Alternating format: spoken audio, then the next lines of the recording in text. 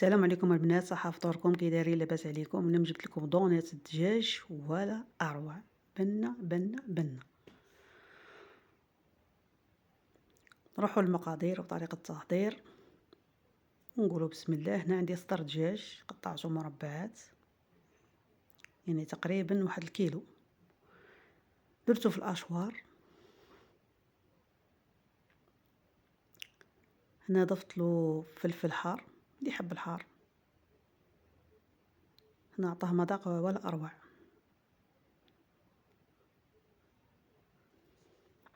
نطحنوه جيدا.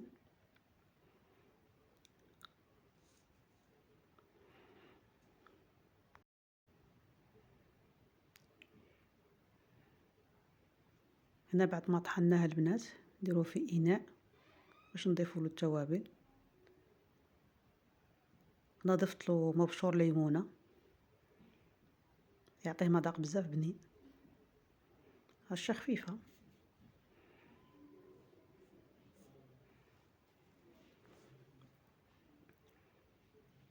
درت له نص كاس تاع خبز يابس هي لا شابلور. درت له شويه زعتره، فلفل احمر، شويه فلفل اكحل، شويه كركم ومعدنوس. وزدت له شويه جبن مبشور باش تزيدو بنه على بنه. نعجنو مليح المكونات البنات بهذه الطريقه.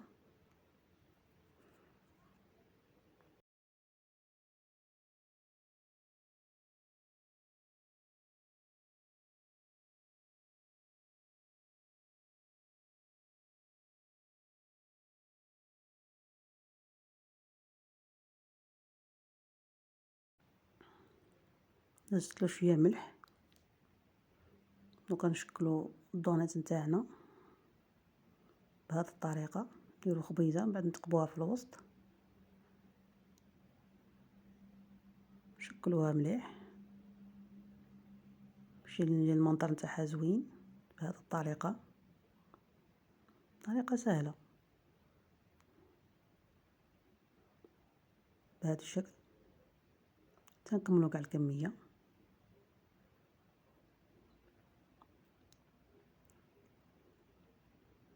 بهذه الطريقه.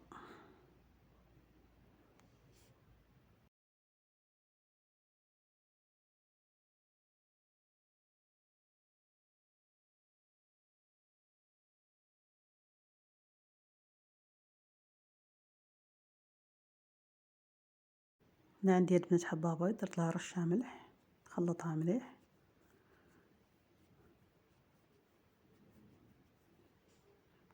ولا شابلي درت لها شويه معدنوس تعطيه بنه ونضره زوينه.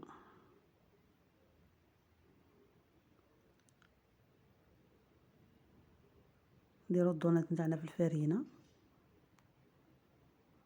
من بعد في البيض غطوها مليح بالبيض، نعاودوها في لا شابلور.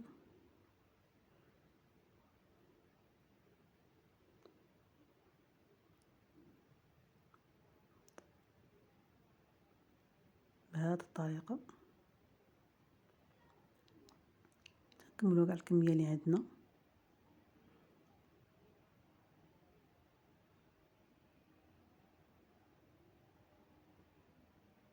جاو ولا اروع في المنظر ولا في البنه. نتمنى تجربوا الوصفه وتنجحوا فيها.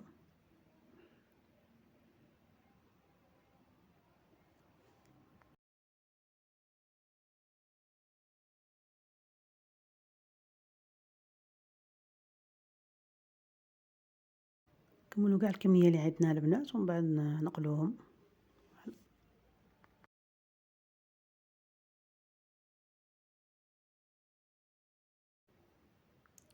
كملت كاع الكميه. بعد ما سخنت الزيت نقص النار، تكون النار متوسطه باش يطيبوا لنا من الداخل. ما تخافوهمش البنات، ما يتحلوا وما يصرى لهم حتى حاجه. وصفة مضمونة ناجحة 100%. والبنة ما نحكيلكمش.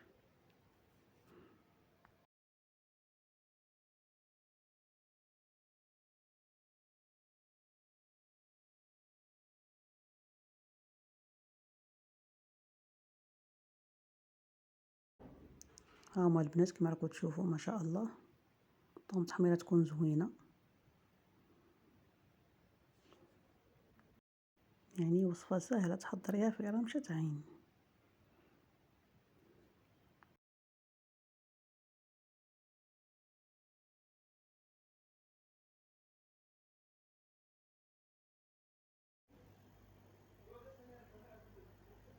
شوفوا يا البنات جاو ما شاء الله، قدمتهم مع هاد الصلصة ما شاء الله جاو ولا أروع. أتمنى تجربوا الوصفة وتعجبكم، شهيتكم في الجنة، والسلام عليكم ورحمة الله تعالى وبركاته.